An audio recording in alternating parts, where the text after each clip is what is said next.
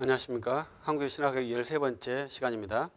12편의 동영상을 제작해서 함께 공유를 하였습니다. 주변 분들의 많은 격려와 사랑과 성원도 있었고요. 다양한 의견도 있었습니다. 그에 대해서 이제 에피소드로 이번 시간은 진행하도록 하겠습니다. 먼저 이제 제가 타이를 매었는데 어떤 한 동료께서 왜 넥타이를 매지 않느냐, 이렇게 해서 넥타이 매고 안 매고는 그렇게 중요한 게 아니죠. 그런데 이제 우연치 않게 안 매였던 것인데, 그래서 타이를 했습니다. 그리고 또 하나 이번 시간에 하고 싶은 이야기는 저의 톤이 낮다, 목소리가 낮다, 이러한 것에 대한 비판이 있었습니다. 그것은 이제 제가 충분히 잘 수용할 수 있고요. 그것은 약간 의도도 있고 의도도 있습니다. 네, 제가 이제 평상시 말보다 약간 우리 강의 시간의 톤이 약간 낮거든요. 그것은 제가 이 렌즈를 보고 이야기하고 있기 때문에 제가 눈동자도 돌리지 못하고 렌즈의 불빛만 보고 이야기하니까 소리가 좀 낮아지는 그러한 구조적인 문제도 있습니다. 그런데 이 한국의 신학학의 근본적인 그 방향성이 있거든요. 그 방향성은 생각하는 그리스도인이다, 이런 방향성을 갖고 있습니다. 그래서 이 동영상을 보시는 우리 동료나 많은 그리스도인이나 또 넌크리스천들도 생각한다, 이것을 한번 훈련하고 싶은 목적이 저는 아주 큽니다. 그래서 여러분들에게 생각할 수 있도록 소리를 좀 낮추는 것도 있습니다. 제 원래 구조가 소리가 크지 않는 구조이고요. 또 이러한 제 구조에 맞게 여러분들이 생각할 수 있기 좋은 그러한 구조로 그 낮은 음으로 말해서 이 영상을 보신 분들은 그 소리나 그런 강약이나 그런 것에 의해서 어떤 정보를 들은 것이 아니라 이 영상을 봄으로써 어떻게 생각을 하고 어떻게 사물을 보고 이 현재를 볼 것인가, 교회 안에 일어나는 일들을 어떻게 우리가 판단할 것인가, 이러한 것들을 한번 이 현재에서 다시 한번 생각해보는 그러한 계기가 되었으면 좋겠어요. 그래서 저는 이렇게 좀 소리를 낮춘 것도 괜찮겠다, 이러한 생각을 하고 있습니다. 저 예배 시간에는 보통 키보다 약간 더 높은 음색을 사용합니다. 그래도 이제 열정이 크신 목사님보다 목소리는 크지 않습니다.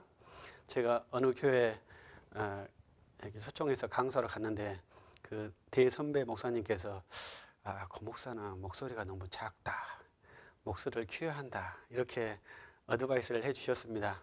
그래서 제가 그 어드바이스를 듣고 헐몬 기도원에 가가지고 나무 뿌리 잡고 열심히 통성기도도 했습니다. 한 1년 정도 하니까 이렇게 톤도 더 굵어지는 것 같더라고요. 그래서 좀 더 하면은 이렇게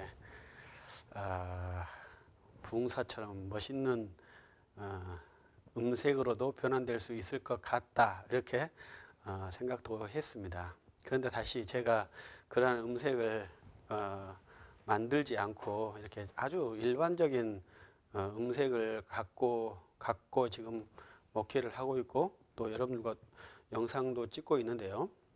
이제 그것이 더 자연스럽겠다 생각을 해서 이제 그러한 발성 훈련이거든요.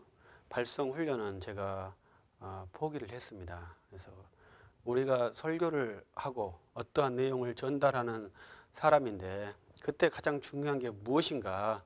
그랬을 때 제가 생각한 것은 전달하는 내용이 가장 중요하더라고요. 내가 전달하고 싶은 의도는 있는데 전달하려는 내용이 없는 그러한 느낌을 제가 개인적으로 받았습니다. 그래서 많은 설교들을 하는데 우리 목사님들께서 도대체 전달하려고 하는 내용이 무엇일까, 이것에 대해서 고민이 되었어요. 제 한 10년 정도 사역을 하면서 내가 열심히 매주마다 설교를 하고 또 기도하고 이렇게 하면서 강단 올라서면서 계속 설교를 했는데 우리 성도님들의 변화가 좀 약하고 없고, 그러면 내가 열심히 했던 것에서 내가 무엇을 저들에게 전달하려고 했는데 저들이 왜 변화되지 않았을까? 이러한 평가를 할 수 없는 상황이에요. 내가 전달한 내용이 있었다면 그 전달한 내용에 의해서 성도들이 말을 들었다 안 들었다 이러한 평가를 할 수 있는데 10년 동안 목회를 했는데 성도들이 안 변했다 이 생각만 드는 것이지 왜 변했는지 어떻게 변해할 것인지 이것이 판가름이 안 되었어요. 그것은 내가 그 복음을 전한다고 생각하는 사람이었는데 그 복음의 구체적인 내용을 전하지 않고 있다고 판단을 했습니다. 그래서 그 뒤로는 멋있는 목소리보다 훌륭한 제스처보다 더 중요한 것은 내가 말을 할 때 그 말 속에 어떠한 것을 담아서 전달을 해야 되는데 그 담아서 전달할 수 있는 구체적인 내용이 없구나. 마음만 있는 것이죠. 하나님의 사랑을 전달하고 싶고 또 여러분들이 교회를 잘 섬겨야 한다고 전달하고 싶고 근데 어떻게 무엇이 그 복음이라는 구체적인 내용을 전달할 수 없는 전달하지 않는 그러한 제 모습을 보고 산기도도 중지하고요. 더 열심히 내가 전달하는 내용이 있는가부터 체크를 했습니다. 그런데 제가 전달하고 싶은 내용이 너무 많더라고요. 너무 많다는 것은 하나도 없다는 것을 제가 생각을 했습니다. 전달하고 싶은 내용은요, 딱 하나만 있으면 되는 겁니다. 그 하나가 내 목회고, 내 믿음이고, 내 목회고, 내 학문이고, 내 인생 전체고, 내 생명이더라고요. 그 하나를 내가 전달하고 있고, 그 하나를 전달한 것을 나의 교우들이 잘 습득하고 있는가, 그 목사가 전달하고 있는 내용을 잘 알아듣고 있는가, 그것을 따라가려고 하고 있는가, 목사가 지금 뭘 하려고 하고 있는가, 이런 것을 상호간에 알아야 되죠.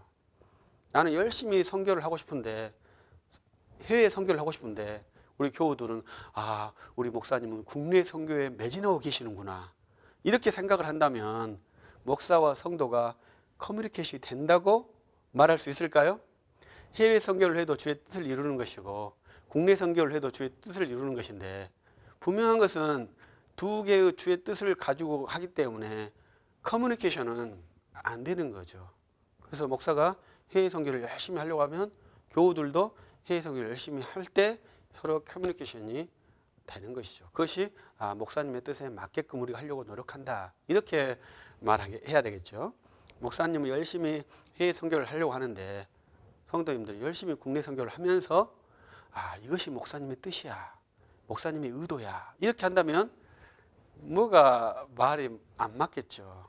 이런 것을 이제 전달 기법이라고 하겠죠. 그러니까 제가 지금 현재 이 동영상을 찍으면서 전달하고 싶은 가장 메인 아이템은 여러분들께서 이 동영상을 보면서 이 동영상에서 내용을 받아서 어떠한 인폼을 만드는 것도 중요하지만 스스로가 생각하는 능력을 길러낸다면 그것이 아주 멋있는 그리스도인이라고 생각을 합니다. 그래서 이 동영상을 보는 많은 분들이 이 지루한 음성을 들으면서 언제 저걸 끝나나 이렇게 볼 수도 있겠습니다만 우리가 생각을 어떻게 할 것인가, 어느 각도로 볼 것인가, 이렇게 전달할 것인가, 내가 전달하고 싶은 내용이 있는가 없는가 이런 것을 다시 한번 점검해 보면서 그거에서 전달에 의해서 그것이 전달되었는지 이런 평가를 해본다면 이제 좋은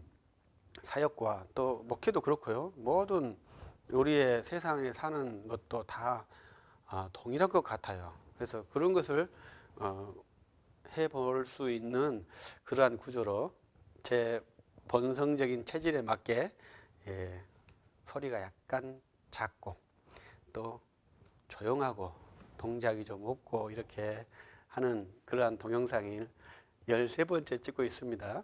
그래서 우리 주변 목사님들, 우리 선배 목사님, 동료나 후배님들이 보시고 또 많은 분들이 보시고 아, 저렇게도 하는구나 이렇게 즐겁게 생각 해줄 수 있기를 바랍니다.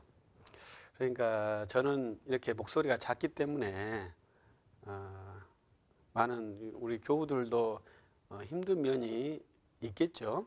근데 제가 현재 교회에서 10년 넘게 우리 교우들과 지내고 있습니다. 처음에는 좀 답답했을 것입니다. 근데 10년이 지나니까 익숙해지는 거죠. 익숙함이란 것이 좋기도 하고 무섭기도 한 것입니다. 그래서 제 목소리를 이렇게 작기 때문에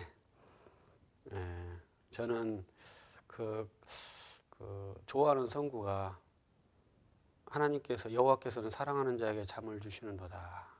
이 성구가 이 목소리 작은 거하고는 굉장히 매치가 잘 되는 것 같아요. 그래가지고 주의 교회에 와서 목사님의 그 힘없는 소리를 들으면서 잠이 올 때 사랑하는 자에게 여호와께서 잠을 주시는 놀라운 역사가 있는 것이죠. 그런데 더 재미있는 것은 수년 동안 이렇게 익히고 함께 하니까 이 조용한 소리에도 잠을 안 자더라고요. 그것도 참 놀라운 일입니다. 제가 95년도에 신대원에 입학했고 광주에서 이렇게 카풀로 통학을 하면서 동료들이랑 친구들이랑 학교를 다니면서 한 친구는 그 이동호 목사님을 굉장히 그때 좋아했습니다. 그분 책을 다 보면서 읽으면서 그분의 그 액션 이런 거 따라서 하던 친구가 있었는데 그 친구의 재밌는 말이 생각나는데 이동호 목사님께서는 굉장히 멋있는 음색 또 놀라운 웅변력 설교 문장력 퍼펙트 완전한 그러한 우리의 그 설교자로서의 원형적인 모습을 갖고 있는 분이라고 생각하지 않습니까? 근데 재밌는 건 그 친구 말이 그렇게 해서 그분의 설교를 테이프, 책 다 보고 있는데 딱 한마디 하는 것은 그래도 잘 사람은 잔다는 겁니다.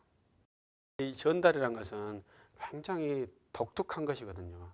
그런데 이동호 목사님의 설교를 들어서 그 많은 청중들이 무엇을 얻었는지는 저는 모르죠.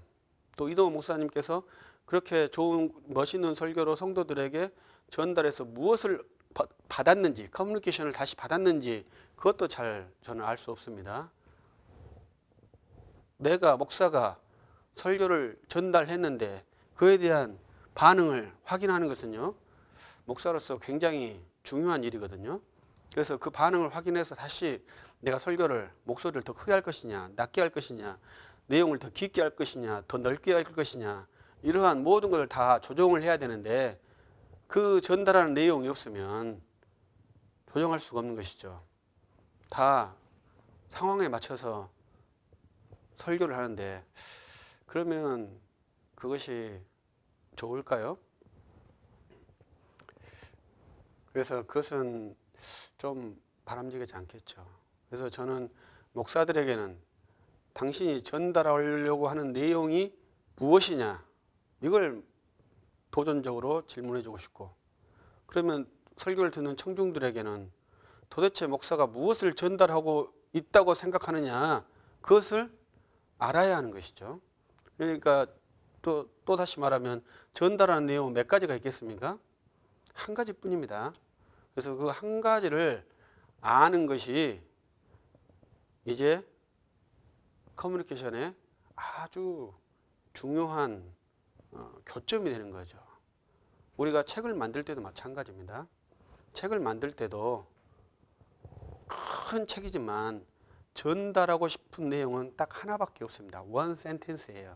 그리고 그 원 센텐스에서 모든 구조로 펼치다가 다시 한 점으로 내가 전달하는 내용이 이것이었다. 그럼 이것이 한 책이 되는 것입니다. 그래서 우리 설교도 마찬가지죠. 30분, 1시간, 긴 시간에 설교를 하지만 전달하려고 하는 내용은요. 딱 하나뿐입니다. 전달하는 내용이 있다, 없다. 있으면 하나, 이 하나에서 부주수적으로 떨어지는 3세대지. 이런 것이지. 설교에서 막 이렇게 여기서 감동이 되었어. 여기서 감동이 되었어. 이렇게 하는 것은요. 부스러기만 잡으려고 하는 것이지 이 실체를 파악하지 못하고 부스러기만 계속 잡으면서 그 부스러기만 즐거워하는 그러한 소모적인 시간밖에 안 될 것입니다. 그래서 어디든지 목소리가 크든지 저처럼 목소리가 작든지 전달하려고 하는 내용이 있느냐, 그 전달한 내용은 하나밖에 없다는 거죠. 우리가 그 하나를 만드는 것은 굉장히 어려운 일이거든요. 그래서 그 하나의 전달한 내용이 평생 가는 것이기 때문에 우리는 전달하는 내용이 그 하나의 전달한 내용을 이제 여러 개의 설교를 통해서 그것을 잘 연결시키고 있는지 이렇게 평가할 수 있겠죠. 그래서 과연 목사가 전달하는 내용이 우리 말하면 목회의 소명이라거든요. 목회의 사명이라거든요. 너의 목회관이 무엇이냐거든요. 그것이 무엇인지 정확히 알아야 되는 거죠. 우리가 목사님들 이렇게 청빙서 할 때 이렇게 이력서나 쓸 때 목회적 소명, 목회관이 무엇인지 이렇게 구술해 쓰라고도 합니다. 그러면 저도 한 번이고 두 번이나 써봤는데 안 됐는데요. 막 4페이지, 막 2페이지, 3페이지 막 써요. 그게 목회관이겠습니까? 그건 합격하려고 하는 요식행위죠. 목회관은요, 딱 한 줄로 요약을, 한 문장으로 딱 요약이 돼야 됩니다. 그 문장에 맞춰서 나열이 되는 거예요. 모든 것이 다 그렇게 되어 있습니다. 그것이 인생의 철학이고, 목회자는 목회자의 자기 사역의 목회관이고, 신학자는 신학의 그 툴이고, 대통령도 그 한 줄로 표현할 수 있는 그 단어에 맞춰서 다 되면 그것이 한 체계거든요. 그 체계가 딱 되는 것이죠. 그리고 모든 사람들이 다 그렇게 삽니다. 그렇게 할 수 있습니다. 그러니까 저희 이제 우리 선친들의 저희는 저희 아버지나 할아버지께서는 농부셨는데 이제 그분들의 이 한 센텐스는 뭐였겠습니까? 제가 볼 때는 생존이래. 생존을 위해서 열심히 일했다. 그래서 저희 집이 저희 할아버지 때부터 그래도 약간 살게 됐거든요. 그러니까 저희 할아버지는 성공한 것이죠. 왜냐하면 자기 인생의 그 원 센텐스, 생존에 의한 안전적인 삶의 기반을 확보했기 때문에 그 원 센텐스를 완성한 사람이죠. 근데 보통 사람들은 자기 원 센텐스가, 인생의 원 센텐스가 뭔지를 잘 몰라요. 먹고 사는 것을 목표로 할 수 있습니다. 먹고 사는 것으로 만족하면 이제 인생은 성공한 것이죠. 그런데 이 인생에 목표가 없다니까요. 문제는 목사도 내가 목사다, 이것이 중요한 게 아니죠. 내가 목사로서 무엇을 전달할 것이냐, 이게 중요한 거죠.